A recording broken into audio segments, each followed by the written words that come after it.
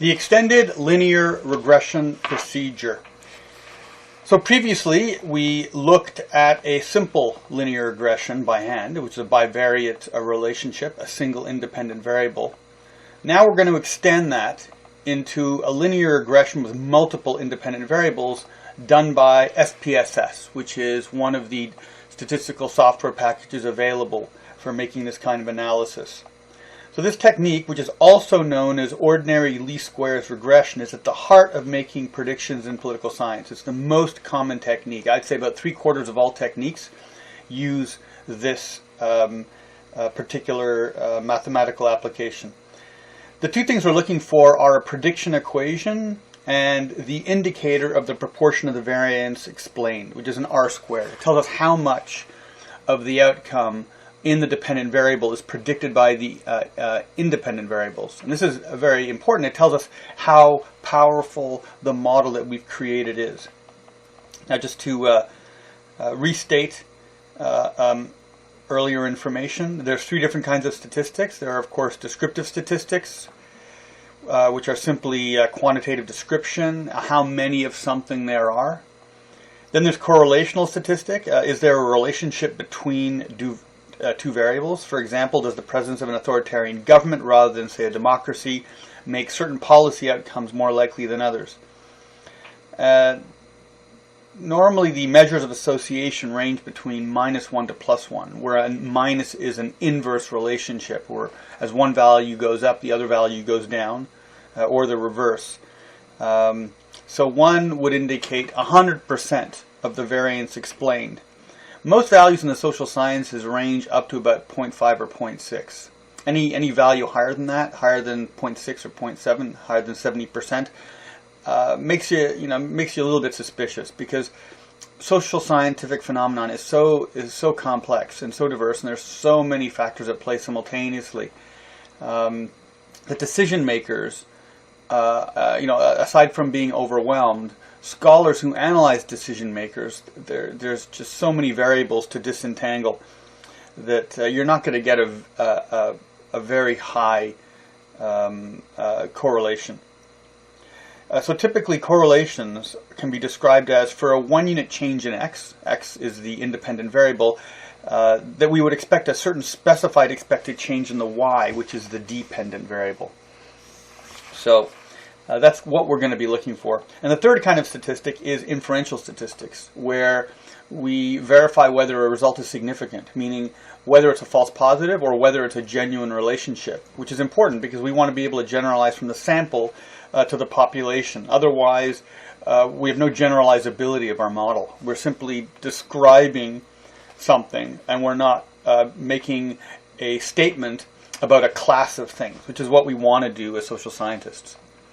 So you see here before you the SPSS program as it's opened up. A couple of general rules. You want to save frequently. You've got to make backups. Also, SPSS is a little bit cantankerous. It doesn't like sharing programs. Very often students will be using Excel to format their data, and then they'll try to open the same file in SPSS without first closing Excel, and occasionally you end up with a jam up. So close whatever application is using your data file before you bring it in to SPSS. Now there's different parts. This here is the data window. I'm going to show you the output window, which is going to show you the results when you run the statistics. There's also a syntax window where you could delve into code, which we're going to have to do for at least one of the applications. So the first thing we're going to do is get the data. And this data is accessible to you on the website. Okay, so we're going to get some data here. And so the data we're going to get is helping save.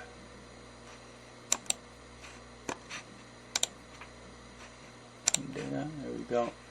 So here we have helping save, and you click OK. SPSS will open Excel files. It'll open a whole variety of files, tab delimited, comma delimited, but you have to tell it. It does have a smart capacity to recognize certain formats. The most frequent importation you'll be doing from another format is from Excel. And the only bit of advice there is when you import it, allow SPSS to take the top line of Excel and to import it as a series of names. Because if you look at an Excel file, very often you'll have on the very top row, you'll have names of each of the columns, which are the variables, and you want to preserve that. And SPSS will preserve it. It'll reformat into SPSS. So the specific option is read variable names. All right, and allow it to do that. So let's open this up. So this is the variable view. You can see there's variables, rather the data view. You can see the variable names on the top. The ruler means it's an interval level value, which means they're real numbers going from minus infinity to positive infinity, where you could also have a ranking type of data structure where you'd have bronze, silver, gold type of ranking without specified distances between each of those values. And then, of course, you could have categorical, which would be, what city you're born in, where there's no implied ranking.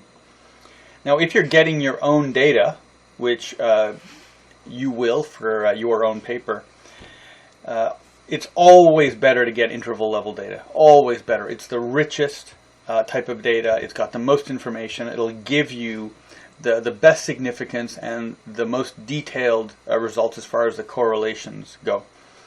So we refer to data where we've got many different cases as cross-sectional. When we have data that's across time, we call that longitudinal. So time series, of course, is going to use longitudinal data. But sometimes you have both types of data together. And that's been called a pooled time series, where you've got a number of different countries, and each of the countries is across time. And it's a fairly complicated setup. You have to use dummy variables to indicate the different countries. But it's some kind of tests require it. So you also have here the variable view. It'll give you the variable, and you can format here the width of the cell, its alignment, and other aesthetic editors. So essentially in the data editor, you have here a spreadsheet. The rows are going to be the cases. So here you've got case number 10, and your columns are going to be the variables. So these are the different common values for each of the different cases. So just to go over it again, we've got 4 kinds of data. You've got your nominal level, which is an event. There's also a dummy variable. A dummy variable is a variable which is coded as 0 or 1, typically 0 for absence and 1 for the presence of some characteristic. It's very often used for gender, or the presence or absence of nuclear weapons, or the presence or absence of some major factor. And it sounds rather peculiar, but the way the math works is that the dummy variable is like a sponge. If in the data you have a relationship which would be detectable if you had a dummy variable and you put a dummy variable in, the process of the math detects that variation and will empower the dummy variable with value. Now, if there's no relationship in there, the dummy variable won't be significant. But if you think there is a key event or a key process that is present, you include a dummy variable, it will soak up those values.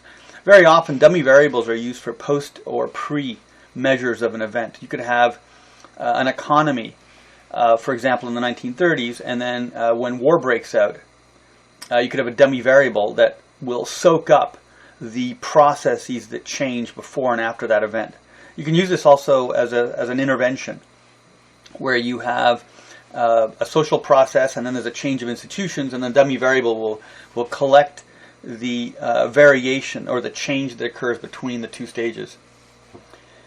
Now, there's also a variable called an interaction term, and there are instances where the combination of 2 independent variables together create a disproportionate effect on an outcome.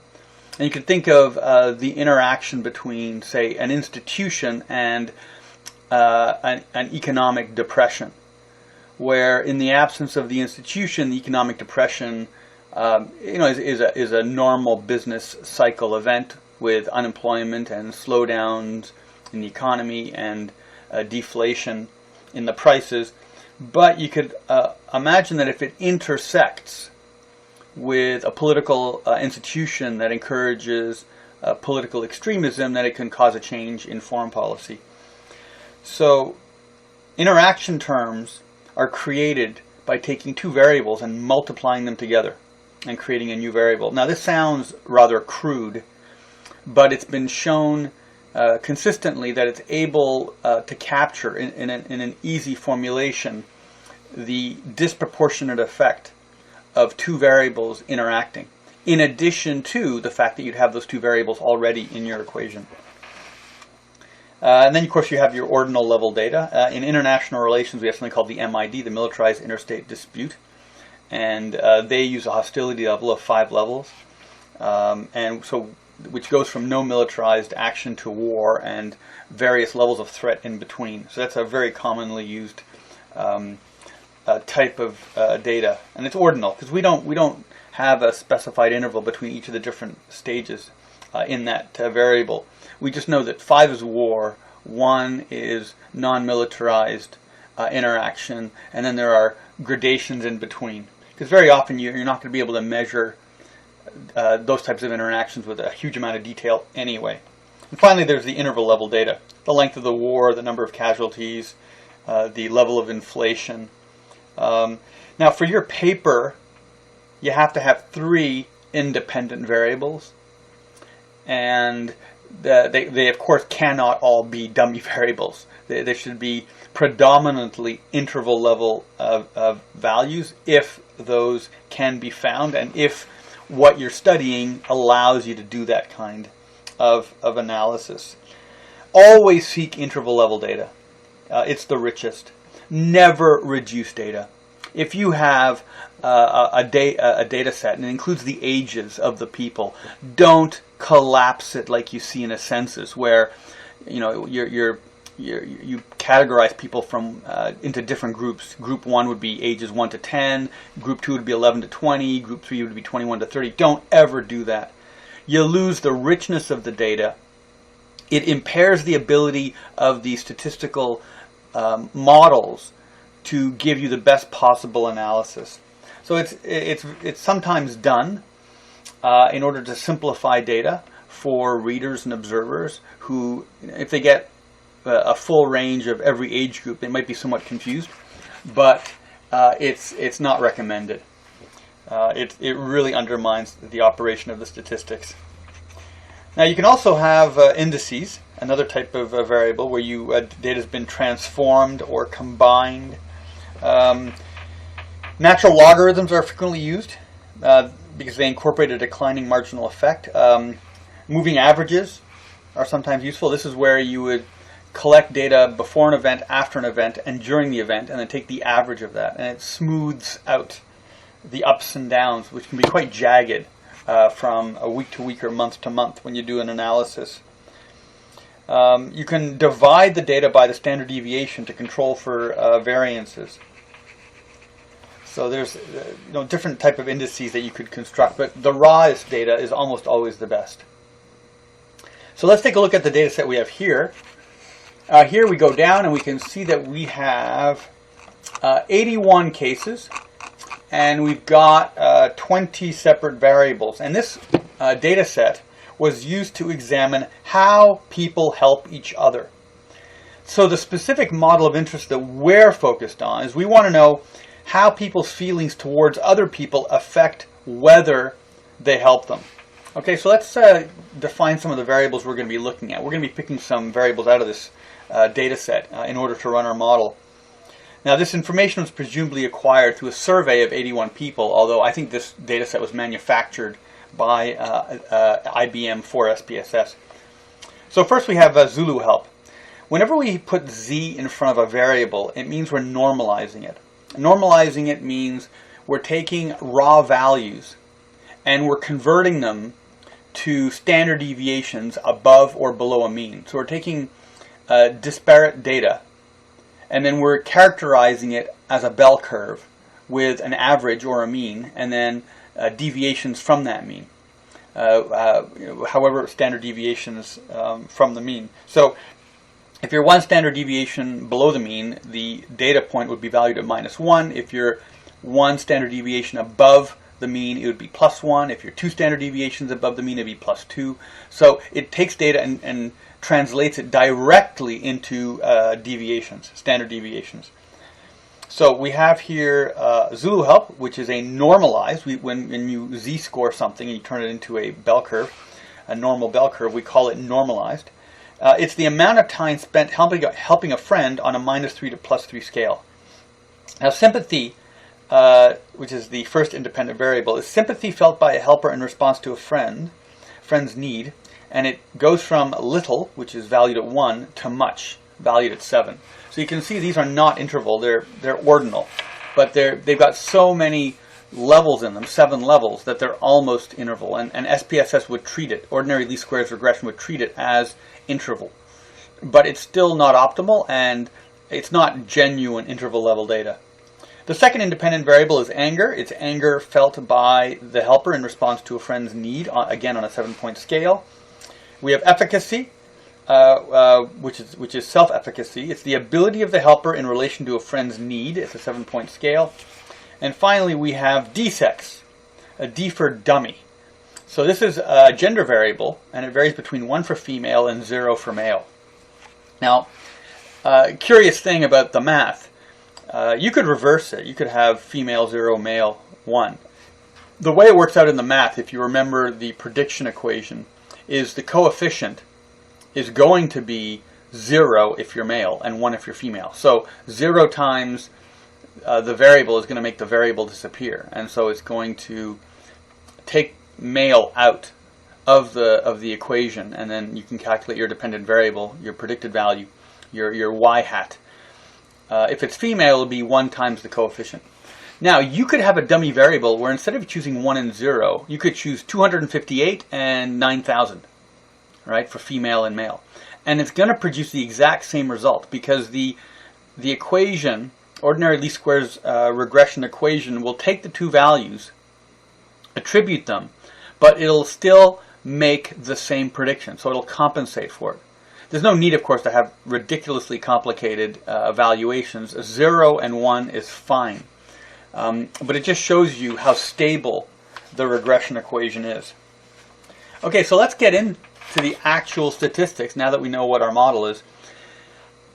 There are a lot of assumptions that need to be satisfied in order to do a linear regression. Statistics is a little bit like art, as you're going to discover. There's a lot of judgment required, and you're not very often going to get a stark, clear answer as to what you're looking at. So, and a lot of the judgment requires some visual judgment, what we call the ocular trauma test. Does it look okay? All right, so the first assumption that we need to satisfy for using ordinary least squares regression is we have to assume that the data is normal. In other words, if we were to take the data for a variable and then to plot it, that it would look like a normal bell curve. If we don't have a normal bell curve, we're going to have a bias, which means the results we're going to get are less reliable. And if we get data that's not normal, normally the solution is get more data. And if you get more data, data eventually settles itself down into some sort of normal distribution. Now maybe if you're looking at something like height or weight, you're going to have a skewed sort of bulge on the x-axis, and then it'll sort of trail out, because of course there's no negative weight, and there's no negative age or negative height. So that type of data is not going to look normal, but you're still going to have a sort of a mound with two lower edges. So sometimes you won't have data that's normally distributed, and I'm going to show you some techniques on what to do when the dependent variable is not normally distributed. and that'll come later on. But we need to confirm that the data is normally distributed. So how do we do that? We check for something called skewness and kurtosis.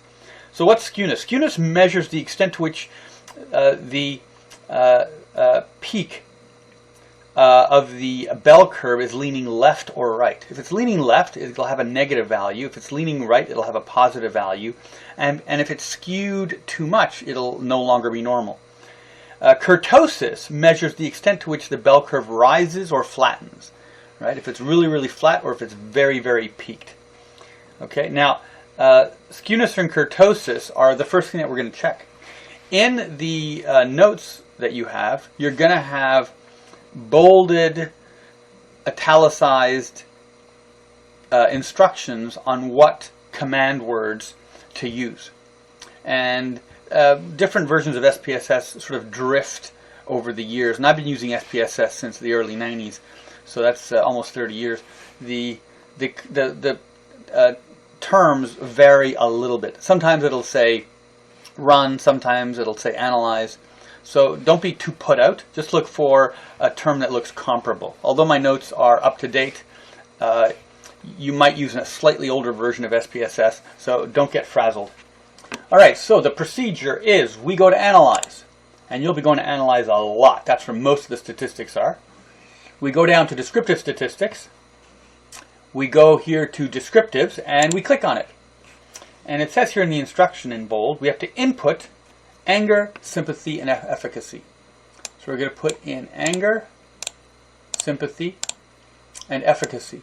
Now, why are we not putting in Zulu help? Well, because Zulu help is already normalized. It's already been forced into a bell curve. We're also not putting in D-sex because gender has two categories, male or female. That's not going to give us a normal distribution. Either they're both going to be equal or one's going to be bigger than the other, and they'll be heavily skewed. So we also want to go down to the options, which you can see on the top right here, and we're going to click here, kurtosis and skewness, which are in the center. Make sure they're both ticked. We're going to click continue. Now I want to show you something. We're going to use the syntax. Normally you would not use syntax. For more complex procedures, very often you can only do them through syntax. Right, so syntax is going to open up another window. So normally we just click OK, and it'll run and it'll put the results in the output window. But we're going to put an intervening step in here. What we're going to do is click paste. And what this is going to do is paste it to the syntax window. So here we are. This is the syntax window. And you can see the code here. Now, how do we run the code? Well, first important thing is make sure you have a period at the end of your commands, right, in the command code, because that indicates the end of the command. So you want to highlight it, and you'll see here there's a green triangle. Once you've highlighted it, make sure you highlight the period at the end. You hit the green arrow, and boom, you get your result. So this is that was an intervening step, because sometimes you're going to want to save your syntax, and there is one procedure we're going to do down the road which will require you to use syntax. So that's how you you put the end syntax in. And plus, all these windows can be saved. Just a general note, when you save your syntax, you can put that into a text file. When you're saving your output, it will create tables, it will create some graphs. You're going to have to copy and paste special object, or copy and paste special. It will not copy using the conventional copy commands. Okay, so if you want to import, or rather export some of these graphs to another file, a Word file, or Google Docs, you're going to have to do the special copy and paste. Now, for your paper, please look at the papers you're supposed to critique for the type of formatting. That's the formatting you're going to see in journals and book chapters. That's the formatting I want you to use. I do not want you to use SPSS tables and graphs. Well, some graphs, yes, if you tailor them. But I don't want to see standard SPSS graphs and tables in your paper. Okay? It's not that it's a bad habit, but I want you to get into the habit of using the format that's used in publications. Because if you can produce a paper with that, then you'll be able to read a paper with that. And ultimately, the goal is for you to be able to consume statistics easily. Okay, so let's take a look at what we have here. The key values we're interested in are skewness statistic and kurtosis statistic. And you can see them here. And this is how we evaluate them. The variables, anger, sympathy, and efficacy, are normally distributed. They have a nice normal bell curve if the statistic is valued at less than 1. So if we look at sympathy, we've got a minus 0.97, or rather 0.097. That's virtually a 0. And the closer it is to 0, the more normal it is. So sympathy is, in terms of skewness and kurtosis, very normal. Efficacy, also in terms of skewness and kurtosis, is very normal. Although kurtosis is getting, at minus 0.7, it's getting pretty close to 1. So it's comfortably normal. Anger, on the other hand, is above 1. Okay, so once you exceed 1, you're in the tolerable zone, but you're definitely not normally distributed once you exceed a value of 2. Anger does not exceed a value of 2. It only exceeds a value of 1, so it is tolerably normal. In other words, these three independent variables are not going to create biased results. Now, if we were going to have a problem, the solution would be to increase the sample size, get more data. You're going to hear that again and again. It's a mantra. It solves a lot of problems. Get more data. And the general rule of thumb is, and this is a bare minimum, is you want to have 100 cases per independent variable. And because your paper is going to have 3 independent variables, you want to have 3 cases. And right away, that's going to be a problem. In international relations, for example, if you wanted to do a time series, you'd have to have 3 centuries of data for 3 independent variables. And we actually don't have 3 centuries of data. So we're going to have issues with all time series papers. But that's not going to deter us. All right? And that's a bare minimum. I would much rather have 1,000 cases per variable.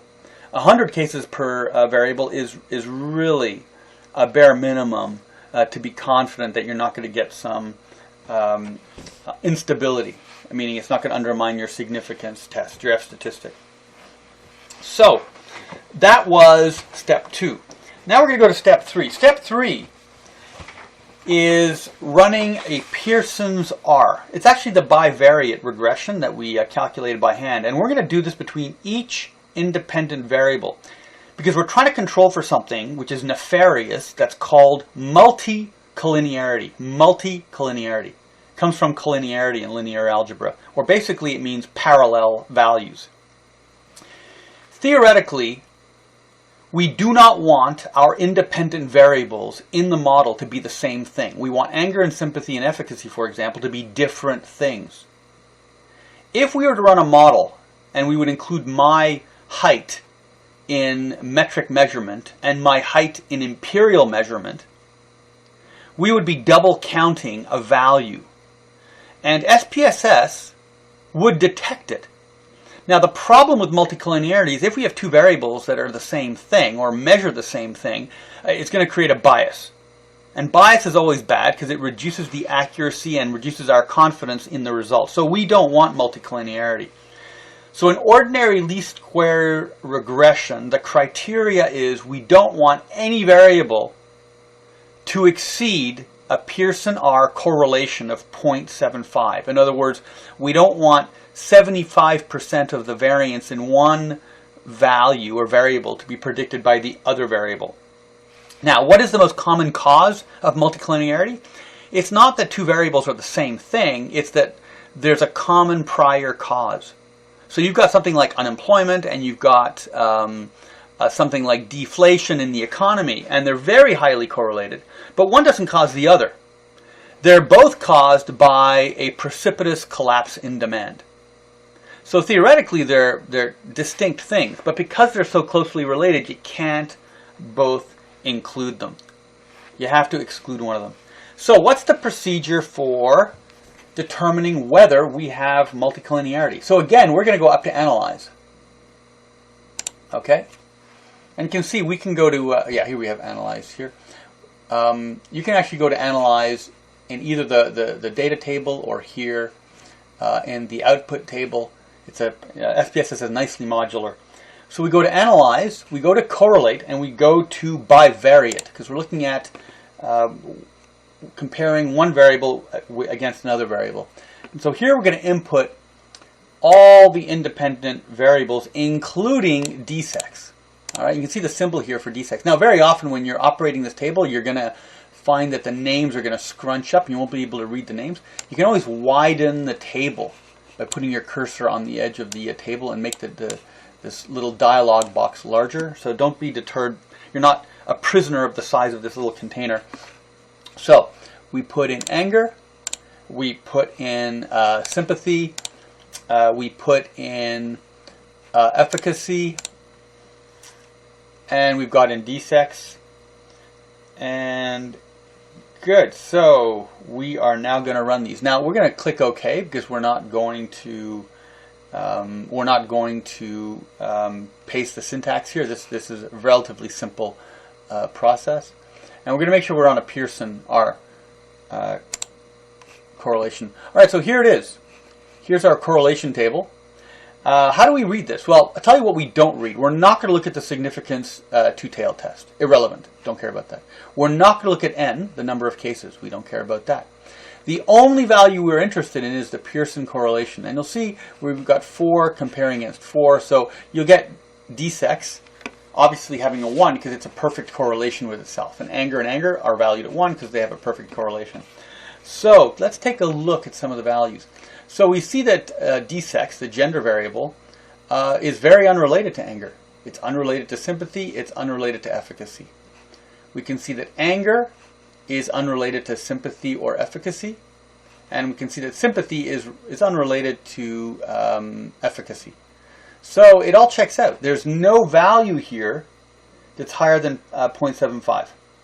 Okay, so what we've done here is we've regressed these independent variables against each other. If we had a case where two variables were correlated higher than 0.75 and are essentially measuring the same thing or two different aspects of the same thing, probably because of a common prior cause or an antecedent variable, we would either exclude one of them or we could find some novel way of combining them. And there's a really ugly solution called factor analysis, which is a terribly complex method. It takes variables, puts them together, rips them apart, and then reconstitutes them like some sort of processed food. And while it does increase the power of the variables in the model, when it comes to trying to explain what the variable is to decision makers, you will not succeed. So you should never use factor analysis. You should use factor analysis if you're trying to make accurate predictions and you're working for a polling company and you're confident you know what the factors are that you've created in a very abstract, esoteric sense. But do not use a factor analysis, analyzed variable if you're trying to communicate the model to a decision maker. They will never understand. So that was step 3, and we've satisfied those requirements. So now we're on to step 4. In step 4, we're going to scatter plot individual independent variables with a dependent variable to assure that there's no nonlinearity. Okay, specifically no nonlinearity. What does that mean? It means that we don't care if the dots look like a shotgun blast on a barn door. We don't care if it looks random. What we do not want is a nonlinear relationship. And specifically, we don't want a set of curved dots, like dots that are grouped together and somehow move over in a curved fashion. That's a problem. Because linear regression is linear, if you have a curved distribution of data in the relationship between an independent and a dependent variable, it's going to create a lot of bias. Because if you put a line through a curve, you're going to underestimate some portions and overestimate other portions, and it's therefore something we have to identify and fix. Okay, so the solution is to transform the data. In other words, to alter typically the independent variable. So we don't transform the dependent variable because then we'd have to recompare it with all the independent variables. and then we'd have to see if they're curved, and you end up with a very large, complicated problem. So normally you leave the dependent variable as it is, and you only transform the independent variables, because they don't cause you to then have to go back and check every other independent variable. All right, so let's go through the process here. Here we're getting a little bit visual. So we're going to go to Graphs, Legacy Dialogues, Scatter Dot. We're to go to Matrix Scatter. Now you can always use Simple Scatter. That'll compare two variables at the same time. With Matrix Scatter, it allows you to compare a whole bunch of variables at the same time. All right, so we're going to define it. We're going to put into the Matrix Variables dialog box the dependent variable, Zulu help, because here we're contrasting the variables with each other. We're going to put in anger, efficacy, sympathy, and we're not putting in d-sex. And why are we not putting in d-sex, the gender dummy variable? Because you're not going to be able to graph anything. It only has two values. Either all the dots will be clustered at one point, or they will all be clustered at another point. And at those 2 points, you'll just get two very, very dark, dense dots. So we're not going to look at those. So here again, we click OK. And we look at the output we get in the output window. See, here it's taking a few seconds. And it's not uncommon for there to be a delay when you've got graphs being produced. So what we're looking at here, we want to examine the scatter plot for each of the IV-DV pairs to ensure there's no curvilinearity. We're not comparing. We're not comparing the independent variables with each other like we did in our multicollinearity. Here we're only looking at each of the dependent variable, independent variable pairs. So if we look at sympathy here, and Zulu help, we see it's diffuse, but it looks linear actually. You've got this bottom left, top right type of motion going on. If you look at anger and Zulu help, it looks like it's sort of skewed to the left, right? You've got low values of the IV. It sort of looks linear too. Yeah, but it's not really curvilinear. Now we look at efficacy and Zulu help, and there's a slight skewness to the right, I guess, but it looks generally like a random collection of dots with some sort of bottom left, top right type of motion to it. Again, it depends when I'm describing these. It depends how they're oriented, because they're sort of rotated depending on which of these graphs you're gonna look at. So the general assessment here is that there's no transformation required in the data. If there was some curvilinearity, then we'd have to transform the independent variable values to get rid of that curvilinearity. Now that's a problem, of course, because when you're explaining again the outcome of your model to the decision maker, you have to tell them that this is not the raw data. This data has been transformed mathematically so that we can avoid bias, which does take some effort in reinterpreting what the real values of that variable are. Right? There may not be a direct correspondence with how many people are taking the train every day. It might be a transformed version of that number, which makes it more difficult to understand. And that's your job as a scholar, to translate these values into things that the decision makers can consume.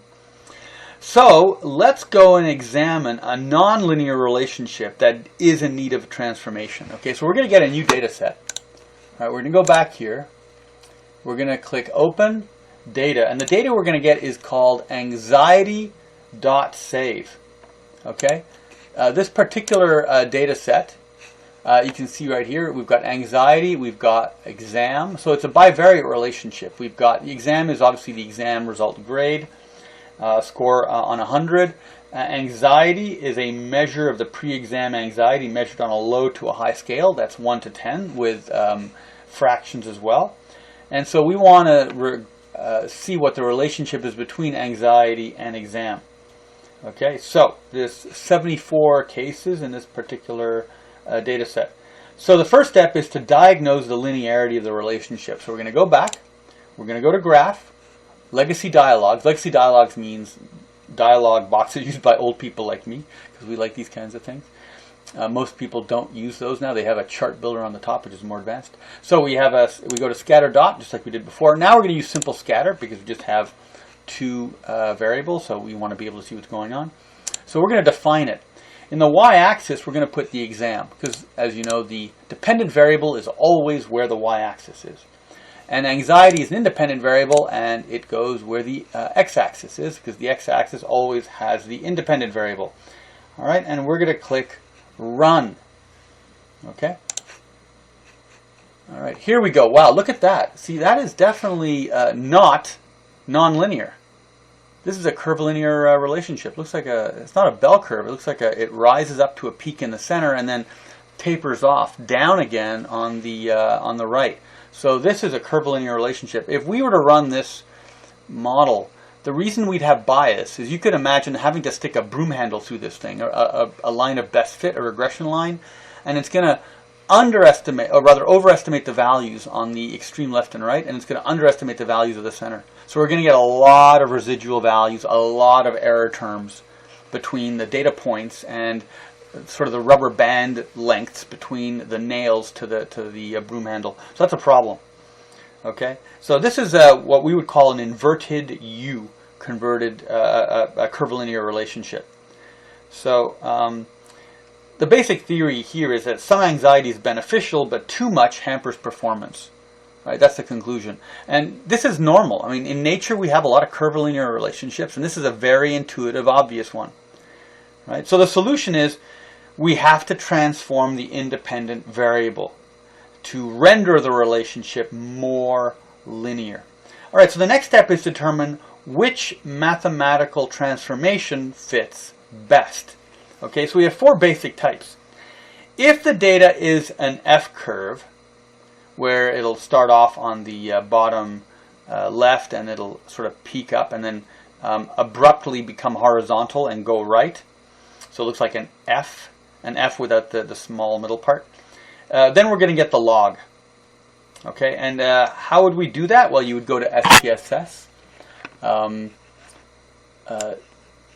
to the transform function, and you can see here at top there's a compute variable, and you would look for arithmetic, and there is here you can see a natural log or a log 10, and you would move the log 10 here, and then you would insert your independent variable.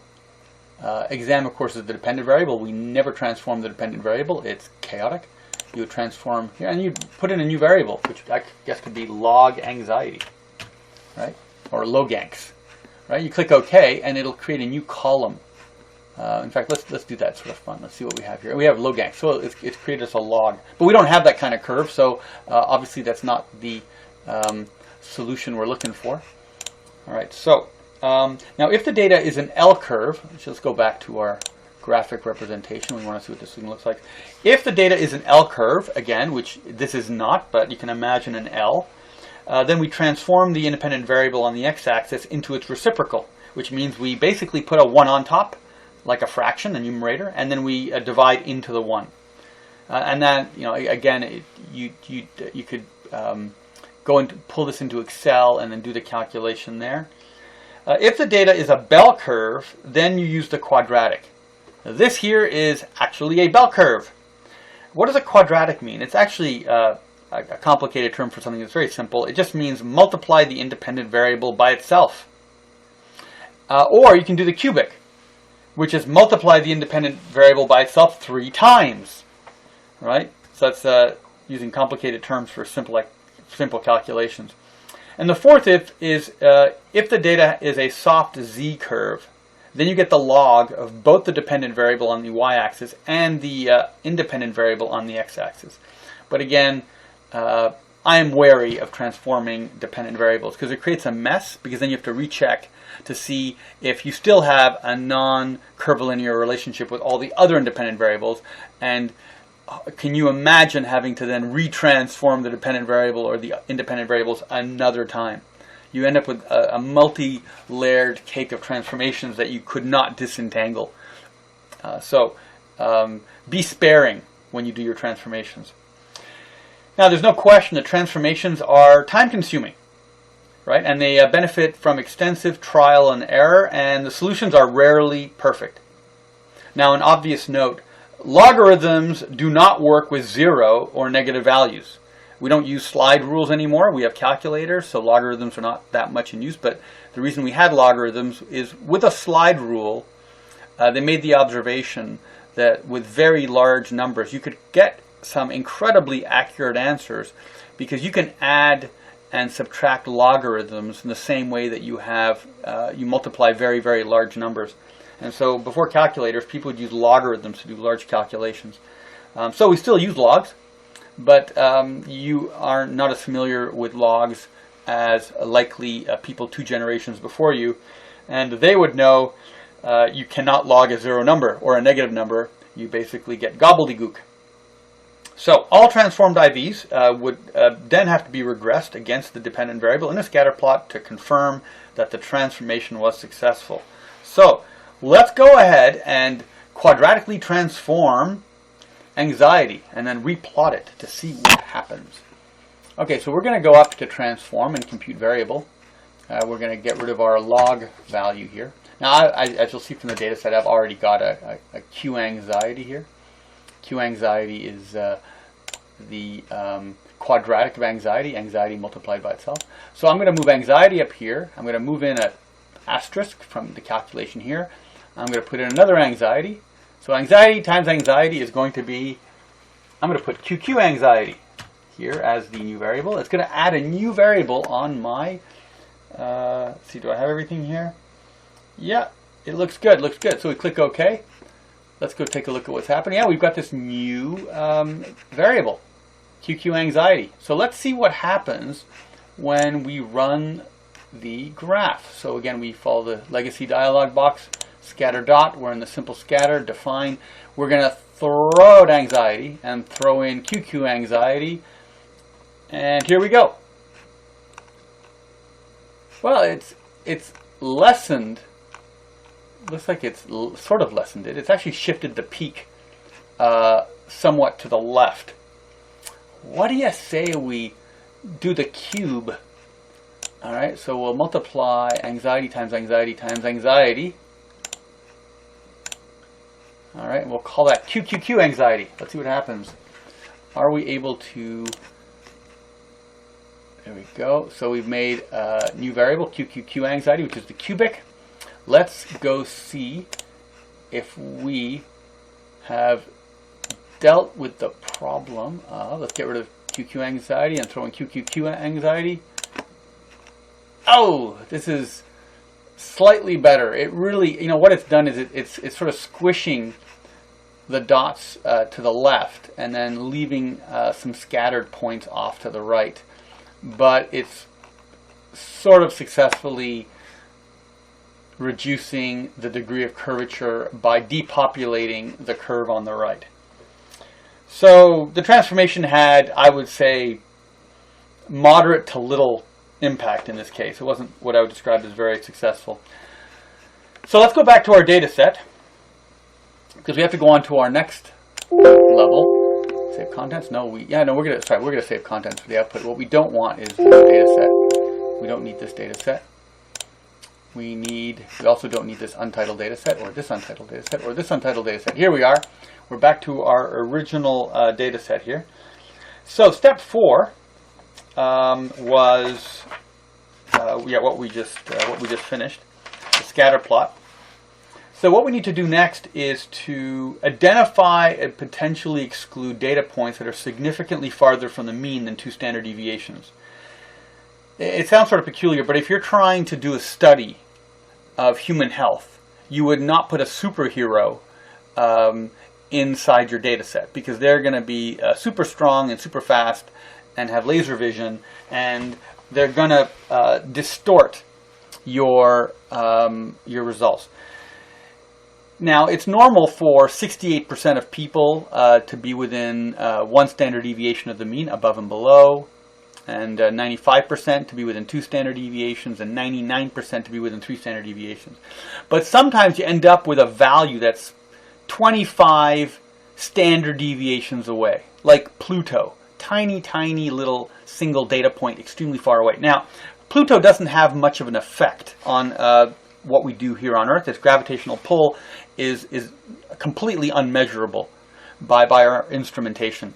But in ordinary least squares regression, if you remember, we have nails connected to a broom handle using a rubber band. Imagine stretching a rubber band from Pluto to Earth. That rubber band is going to be so tight and so taut, it will have a huge effect on the Earth. In ordinary least squares regression, an extremely distant outlier, because of the sum of least squares, has a huge impact on the bias of the model, negatively so. So, what we want to do is temporarily remove extreme outliers. And to do that, we first want to detect if we have these outliers.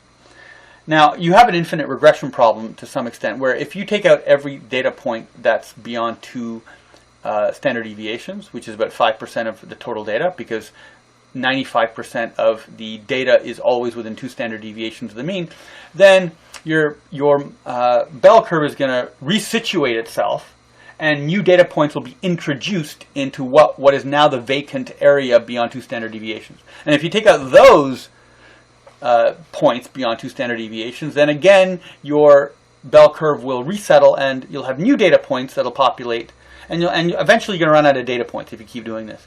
So we only do this once. We take out the most extreme data points, and then we would rerun the model to see if there's a significant difference.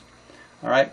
Now it might be that you don't have that kind of problem, but you can't be sure, which is why we test these things. We're never sure of the structure of our data. You might always have some extreme country or an extreme case or an extreme event that is totally beyond expectation and will drag your regression line way out of sync with the other distribution of the dots. Okay, so these are called outliers, and we want to identify them, and we don't want them to skew the generalizability of our regression results, right? Because it'll basically take our normal curve and put an enormous skewness to it.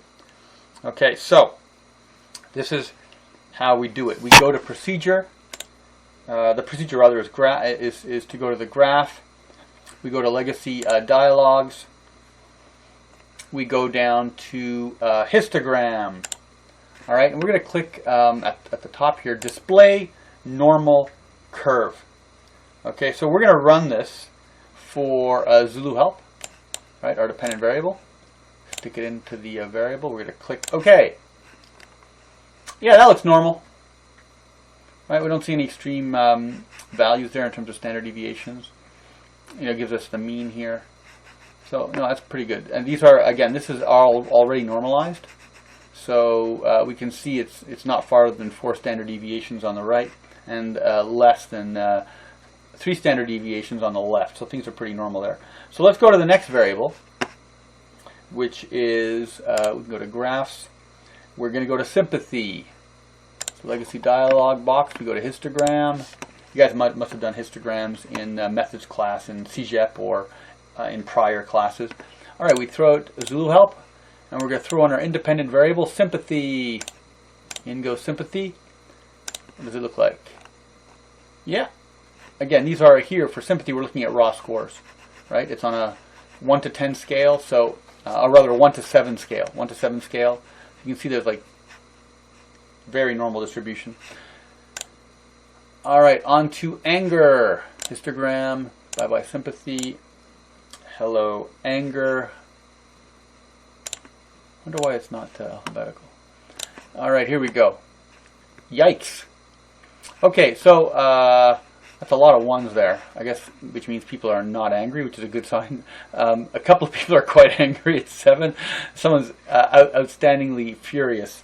I don't think that's an outlier because it's within the range 1 to 7, and it's appropriately rare.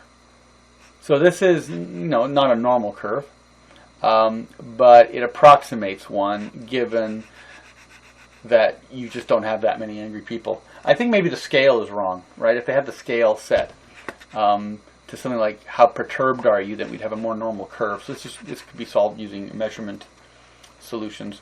All right, next variable, last one, efficacy. So legacy dialogues, histogram, we throw out anger, we get efficacy,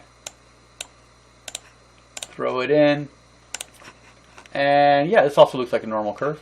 Yeah, you got sort of a bulge in the center. It's got quite a few, it's actually much flatter than the other results. Now there's something else we can do that I've done in the past. You can go to Analyse and Descriptive Statistics and Descriptives, and what it'll actually let you do is you can save standardized values as variables, right? So let's check the options here. Yeah, so what it'll actually do is, if you look here, we've added some variables.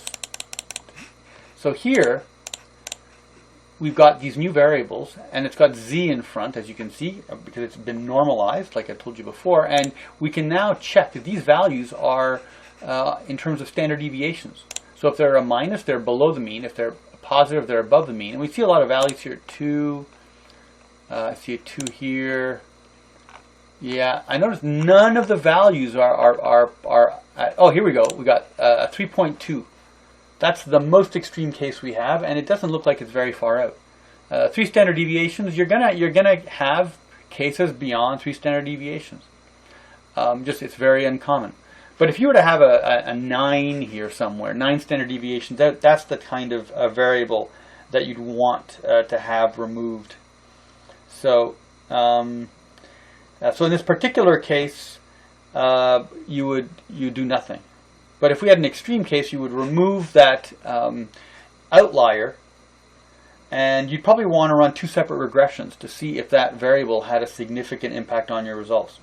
Now, what is the solution if you have lots of extreme values? Well, you've heard this before. Get more data. The more data you collect, the more the data is going to have normal distribution, and you're going to have fewer outliers and fewer extreme points. Okay? So, we presume at some point that you've done some linear transformations if you had to do them, and then we would rerun Pearson's R between each of the IVs to control for multicollinearity. So there's a bit of sort of cycling back and forth between some of these assumptions. But once that's done, we are now ready to run a linear regression. All right, well, termed a multiple linear regression because we've got multiple independent variables. All right, so what we're going to do is we're going to run the model. We're going to examine the strength of the relationship in the form of the R squared, the correlational coefficient. We're going to look at the slope and the standard error for the t-test of significance for each of the independent variables. All right, so I'm just telling you what we're going to do, and then we're going to run this thing, and then we're going to do it. Okay, so here we are, finally. So we go to Analyze. We go down to Regression. We go to Linear. So we have here our slot for our dependent variable. Fairly obvious, you can only have one dependent variable. So we put our dependent variable in there. Our independent variables are also going to be deposited in. We've got anger. We've got efficacy. We've got sympathy. And we've got our dummy variable d6. So all 4 of those were put in. Now, we spoke before about assumptions that we had to ensure before we ran the regression, but there are some assumptions we need to check after we run the regression. So we're going to have to save some values that we're going to look at later on. So we need to go to the save section here, and there's 2 blocks. There's predicted values and residuals. Predicted values are your y-hat. It's the dots along the broom handle that we're predicting are going to happen. Residuals are the rubber band. They're the errors and the mistakes and the distance from the broom handle on the rubber band to the various dots. So we're going to choose some values here. So we want to save in the predicted box the unstandardized and the standardized. All right? The standardized, of course, is information forced into a bell curve, and unstandardized are the raw scores. For the residuals, we're going to save the unstandardized and the studentized. Student is the, again, it's the gentleman who created the T statistic from the Guinness Beer Company, who measured the middle finger of prisoners in England. So he had a particular transformation that we find very useful. Now we're going to, click continue. Now we're going to use the enter method. Okay, now, where's the enter method? Yeah, so this here somewhere, yeah, here we go. It's block 1. We're not going to use multiple blocks. We use method enter because what we have is a theoretical driven model. We have an idea. We're going to put the variables together and we're going to run it. What you can do, which is, I think, somewhat atheoretical, is you can just throw all the variables in and have this thing go through multiple iterations until it finds something. And that is basically fishing for evidence, which is not theoretically driven. So you end up with some sort of correlation. You have no causal explanation how. I strongly discourage anyone from doing that. All of this needs to be theoretically driven, because if it is not, we have no causality. Okay? So we also want to put in some plots. So we're going to go up here to the plots on the top right. And into the Y, we're going to throw in the Z-pred. The Z-pred is the standardized predicted values. Okay? And into the X, we're going to put in the SD, resid, which is the studentized residual. And this is going to give us a graph. Okay, so we click continue here, and we're ready to go. So we click OK, and let's see what we have. Voila, here's our regression. So it tells us at the top these are the variables that were inserted. Let's go down here to the model summary. Okay, so model summary tells us here we have an R of 0.641. All right, that's not useful. We come here to the R squared, which is 0.411. Now, this would be okay if we were running a bivariate regression, but we're not. We have a multiple number of independent variables. When you have multiple independent variables and you keep throwing them on top of each other, you tend to have an inflationary effect in how much you're explaining. So we have to use the adjusted R squared, which is the third number here. What it does is it gives you a more conservative and realistic assessment of how much variance is explained in the dependent variable by the independent variables. So here we have a 0.381. This tells us that 38% of the outcome in the dependent variable is explained by the 4 independent variables. That is actually a moderately strong relationship. It sounds crazy. It's not 70%, it's not 60%, it's just 38%. But that's a good value. This tells us that our model has some strength. But that's not going to be enough. Right? So let's go take a look here at our ANOVA. That's analysis of variance. This is our F statistic. Now we used a table before, but here we don't need a table. Here, the computer does the calculation for us. It tells us we have 4 degrees of freedom, which is the number of independent variables. It tells us that we have 80 cases, and it subtracts. Actually, it's 81 cases, but I think they take a 1 away from the constant, and so they subtract 4 independent variables from the 80 cases to give us a degrees of freedom of 76. That's what the DF stands for. And this is the degrees of freedom used on a table. And it gives us the raw score of 13.284. And then it tells us the significance is 0.000. So what does that mean? It means the probability of a false positive is less than 0.00, and then there's some number that's incredibly small down inside the zeros. In other words, there's a very, very, very small chance of a false positive, and this is a good result. Remember, the F statistic tells us can we generalize the entire model, including the independent variables, to the population, and the answer is yes. It means that this study that focuses on people providing other people help can be generalized from the 81 cases to millions of cases. So this is a good finding. Right? So this is the assessment of the overall model. Now we can look at the F statistic chart. Let's take a look at what we have here. So this here is actually a representation of the distribution of the F statistic. You'll see it's not a normal curve. it's sort of heavily skewed because it starts at 0. So skewed to the left, and then it sort of tapers off to the right. So this is the table that we've actually seen before, the F statistic table. Now, we again have the 5% at the top. But this time we've got a V1 of 4. Right? We have 4 independent variables. And the number of cases we have is 80, which is not 120, right? We want to be conservative here, and 120 implies a better significance because there's more data. So we want to go to the next worst level, which is 60.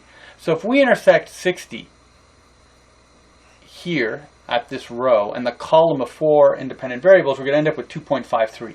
So we would take this 2.53 and then compare it to the result on the output. And obviously 13 is much higher than the critical value of 2.53 on the table. So we could tell by using the table that this is significant. But we don't have to. The calculator, the computer rather, has done it for us, and we know that it's 0.000. So we have a high level of confidence this table can be generalized. Now we have the coefficients table. There is a lot of activity here, and every single thing here matters. So let's start with the easiest part. Now, I hate the way SPSS constructs the table. They put the beta in the middle. Okay, the beta is the partial R in calculus. It's what we call a standardized coefficient. It's standardized because it's put onto a normal curve. Now, what's the benefit of that? The partial R in calculus is this really cool thing you can do with derivatives, where you can allow one variable to vary, and you freeze all the other variables. So it's the ultimate controlling for other variables. And we spoke about that when we looked at qualitative methodology. Statistics does it for you automatically. It's brilliant. So it freezes the other values and then your other variables, and allows you to then vary the variable that you're interested in, and then you can get a relative idea of how much effect that variable has on its own. So the only thing we can use the beta for is a direct comparison of the ranking of the impact of the variables. So if it's negative, it's an inverse relationship. But what we're interested in is magnitude, the size of the relationship. So sympathy's got the highest value at 0.455, so this is the most important variable. Then we have anger, 0.328, and then efficacy at 0.3, and then finally the gender, which matters the least. Okay, so that's the beta. I wish they put the beta somewhere else. Next, we've got the unstandardized coefficients, and that's the B. Okay, and you've got the constant. If you recall, the constant is the y-intercept. It's where the regression line passes through the y-axis in the Cartesian graph. And then you've got your B coefficients here. These are all the slopes. Right? So we're going to use this to create a regression equation, exactly the same way as when we did it by hand. But before we get there, let's see what else we can do with these values. So we don't care about the other values for the constants. They're irrelevant. The constants only used to build the regression equation. But we have here 4 B coefficients for the 4 independent variables. And what the computer calculates for us is it'll take the B coefficient. You divide the B coefficient by the standard error, and you'll notice that the B coefficient divided by the standard error equals the T statistic. Remember the T statistic created by that student from Guinness Beer? So 0.3 divided by 0.081 will equal 3.6. And then we go to the T statistic chart. So in this case, we've got a 3.6. And the computer pre-calculates it for us. It tells us that it's highly significant. So remember, a value of 0.000 basically tells us that it's highly significant. There is almost no chance of there being a false positive. There's no chance of a coincidence. This is not an illusion. This variable can be extrapolated. Now remember, the threshold in the social sciences is 5%.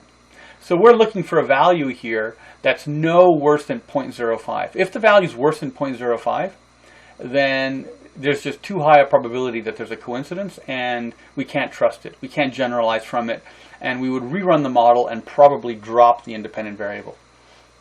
Okay? Now, traditionally for these types of tests, we use a two-sided test. because we're not, we don't have a directional hypothesis. So here we have the t distribution table. It's different than the one we saw before, because here we would choose one-sided or two-sided. One-sided is if we had a direction, we had an idea of what direction the relationship is supposed to go in. Here we don't, so we use a two-sided estimate. And so here at 5%, we choose the 5% column for the two-sided t-distribution. And again, we've got 81 cases, but we can't choose 120. That'd be too liberal. We have to be conservative. So we're going to choose 60. Now, if we intersect 60 and we intersect 5%, we end up with this number, 2.000. This is a rule of thumb.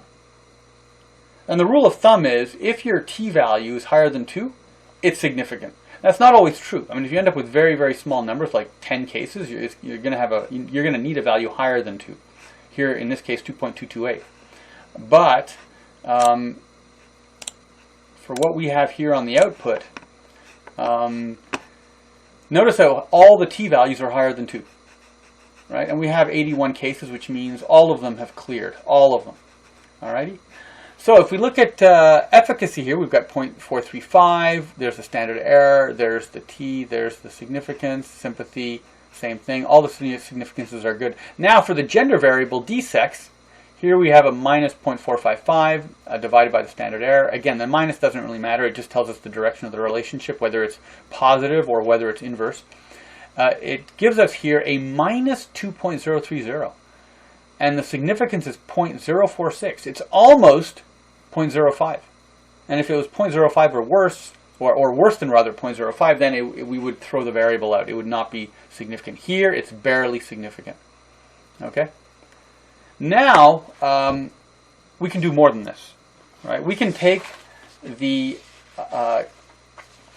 constants and we take the b coefficients, which we know are slopes, and we can incorporate these into a regression equation. Okay, and we're going to do that in a sec, but I just want to talk a little bit more about the coefficients here. So, the t-statistic that we looked at earlier, or rather the f-statistic that we looked at earlier and the t-statistic here, these are both inferential statistics. And they're seeking to determine whether we can extrapolate from our sample of cases to all the cases in the past, the future, or other regions. And it's important because it tells us whether we can extrapolate from our model to other places where the phenomenon is happening.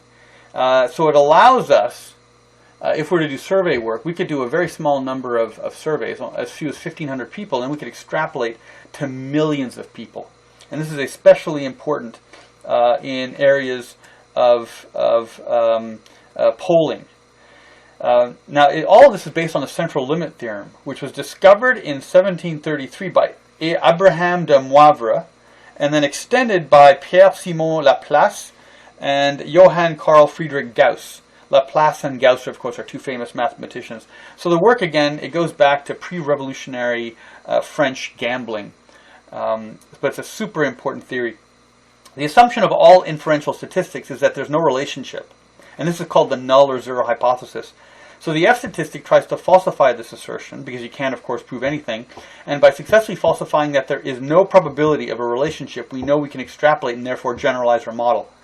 Right? And so we want a 95% confidence level that the null is falsified in the social sciences, which is why we go for a 5% significance level. So the statistical significance test tells us what probability there is that the relationship we observe in our sample could occur if there was no actual such relationship in the actual larger population or universe of cases. So if no one who rode bicycles got sick in the larger population, what's the chance of, in our sample, people riding bicycles and getting sick at the same time? So that's the kind of sort of thought process that we're looking at. Okay, let me show you another distribution here. So you can see here just a comparison between the z distribution, which is when we standardize values, and we compare that to a t distribution, which is from Student, the guy from Guinness. And notice how his distributions are different as to whether you have 30 cases or less than 30 cases. Right? So there's multiple distributions. In fact, there's so many different types of data structures. There are books and books with different distributions for different type of data problems. Okay, so the next step that we would do here is determine whether we had any variables that were insignificant, and we would then take them out of the model and we would rerun the model to see if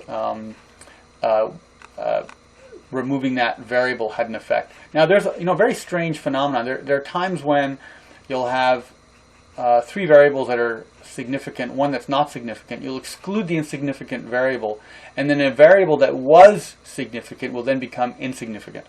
So there's a lot of complex interactivity, and there's a certain amount of trial and error as you're including and excluding independent variables to see what the follow-on effect is on the other variables. Because variables will end up picking up the variance from the relationship between the IVs and the DVs to some extent from each other. So it's a very peculiar, complex relationship. All right, so what we have here is the scatter plot between the dependent variable Zulu help and the regression standardized predicted values and the regression studentized deleted residuals. So step 8 is the method of testing the linearity assumption. Since the sum of the residuals, the unexplained variance, should equal 0, regressing the residuals and the predicted values should show no pattern. So let's look at this. Do you see a pattern? Well, I don't think I see a pattern, but there's yeah. So this is what we've plotted. Let's see. I think there's a plot here that we're supposed to do. So there's legacy, scatter dot, simple scatter, and we're going to take some values that we created in our model, and we can expand the dialog box. We can see what the heck we're doing. In the y-axis, we're going to put in the predicted values. These are unstandardized predicted values. In the x-axis, we're going to put the res1, which are the unstandardized residuals. And these are different from the chart that we have here. Here, the values are standardized and studentized, and we see no pattern here. And this is a test of the same thing using unstandardized values. And again, we don't see any relationship. We want to see a random distribution with no patterns or a linear association.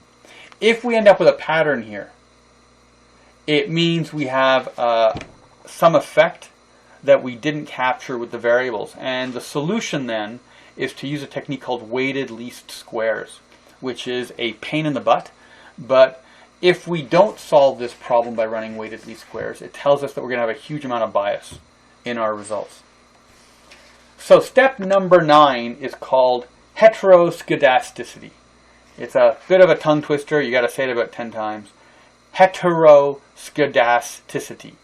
Say it with me. Heteroskedasticity. Okay, it's the opposite of homoskedasticity. Homoskedasticity is good. Heteroskedasticity is bad. So heteroskedasticity occurs when there's a pattern in the residuals. Remember, the residuals are the distance from the dot to the line of best fit, or the plane of best fit. Right? So specifically when the standard deviations of the residuals are uneven. This usually happens when there's a hidden pattern within the data, usually caused by a missing independent variable. This is called omitted variable bias. So if there's a major phenomenon that affects the dependent variable and you didn't include the independent variable, the model will show you that the variable is missing by giving you a lot of heteroskedasticity. Okay, so let me show you some sample shapes. This is where the art appreciation comes in. So here you can see on the left, this is homoskedasticity. This is what we want to see. We want to see a grouping of dots that are, when we do the graph, and I'll show you how to do the graph for this, that are following perhaps a line, or they could be completely random. Here in panel B, we've got heteroskedasticity. It looks like a trumpet. So you've got a very tight grouping of dots, and the variance increases as you approach the right side.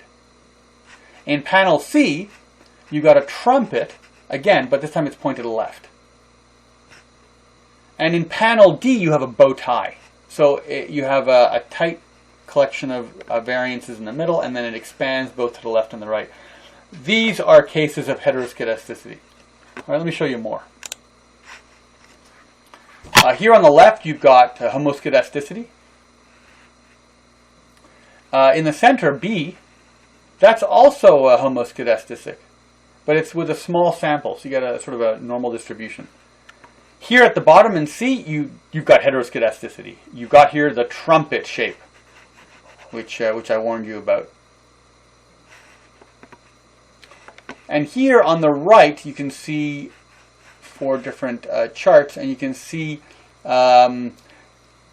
here in the first panel, the assumptions are met about the predicted values against the residuals. So here you see the residuals, and these are the predicted values. This is the previous diagnostic that we did, and you've got this line that passes through, and the dots are grouped around in sort of a random fashion.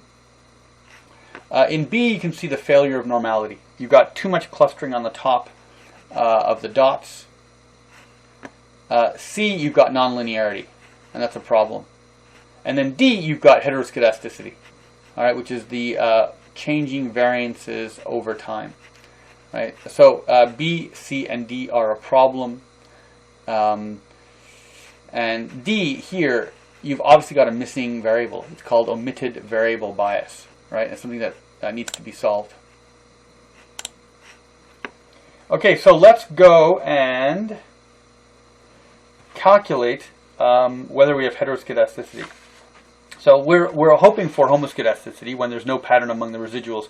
So the method of testing the equality of the variance assumption, this is how we test heteroskedasticity. The error term, which are the residuals, it's basically the length of the rubber bands, has a 0 mean and is normally distributed when you add them all up. And so regressing the studentized residuals and the standardized predicted values should show no pattern. The studentized residuals should also be regressed against each independent variable. Which I'm not going to do, but you can do it on your own. This was done in the initial regression commands above. So the scatter plot of the studentized residuals and the standardized predicted values reveals no heteroskedasticity in our result, which is good. We must also determine whether heteroskedasticity is present in the scatter plots of the studentized residuals and the individual independent variables. Well, it looks like we are going to do that procedure. We're going to go to Graphs, Legacy Dialog, Scatter Dot, Matrix Scatter, define, and we're going to input in, we're going to open this up so we can see more clearly. We're going to put in SRE, which is the studentized residuals. In some of the older SPSS versions, this is also called SDR. Okay, so just be aware that there's 2 separate names for these. And we're going to throw SDR in here with the other independent variables. And it should also include, we don't need Zulu help, but we do need dsex, which is not in, so we throw dsex in, and we click OK. Let's see what happens. So you have to imagine, and you can see dsex is completely pointless, because we only have 2 points. Now for these others, you have to imagine that where it's flat, you would sort of project a line through. And it's sort of hard to say whether there's heteroskedasticity or not. In general, it looks like we have sort of symmetry. Some of these look like trumpets. So if you look at the studentized residuals here in anger, it sort of looks like a trumpet in efficacy, but I don't think it really is a trumpet. It's more sort of bungled up than that. So not being trumpet-like and not looking like a bow tie, I would say there's no heteroskedasticity here. Right? This is what we're reduced to. It's basically art appreciation looking at heteroskedasticity graphs. This is what mathematics and statistics is. It's not as tangible as you thought it would be. It's a lot more amorphous. All right, so step number 10, the regression equation.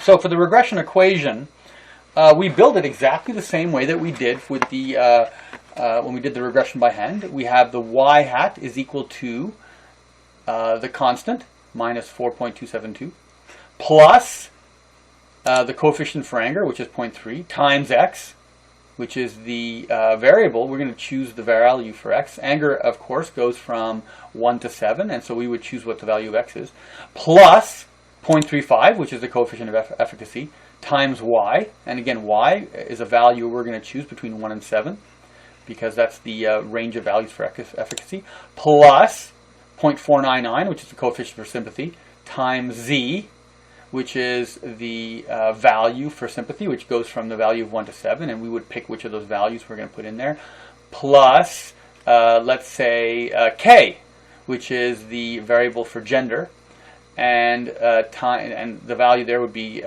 times the coefficient of minus 0.455. Now for k, we put in the value 0 for male or 1 for female, right? So let me show you what those would look like. I've got there we go. The regression equation is here at the end.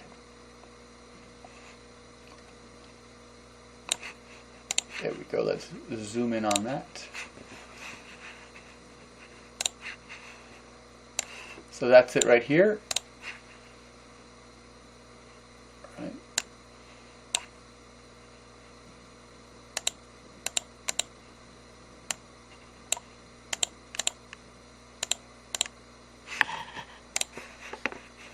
I'm just going to zoom in better so I can see we can see the equations better.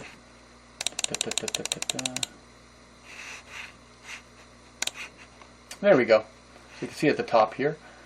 Zul help is equal to the constant plus anger plus sympathy plus efficacy plus d-sex, and you can run a sample, as I've done here. 4 anger, 2 sympathy, 3 efficacy, and I've chosen female, and you end up with this prediction, right? It tells us with the constant. So we're looking at someone here who's fairly irritable. Not very sympathetic, marginally efficient, and apparently they're not very helpful. So this is 1 standard deviation plus below the mean. So this is not a very helpful person at all. So this is basically the regression procedure. So some elements that I did not include. Here you can see methods of generating predicted values. I'm not going to actually go into this, but you can read it if you wanted to do analysis using predicted values. What I do want you to see is the importance of blue. Blue, which is actually not on this page here, but what blue is, and it's in your notes, blue is the best linear unbiased estimate. And so a lot of the assumptions that you have to satisfy were done so that the results of regression, the results that were produced, were going to give you results that were not biased. And this is a major priority. Regression can be very easily unbalanced if the assumptions are not satisfied.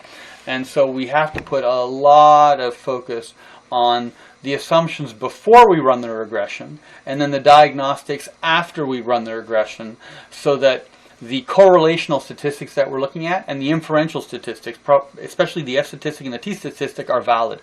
Because if we have a bias, then we may not be able to generalize our results, and the regression equation that we're constructing is going to look like it's making predictions, but the predictions are going to be quite far off. Right? So this was the linear regression procedure.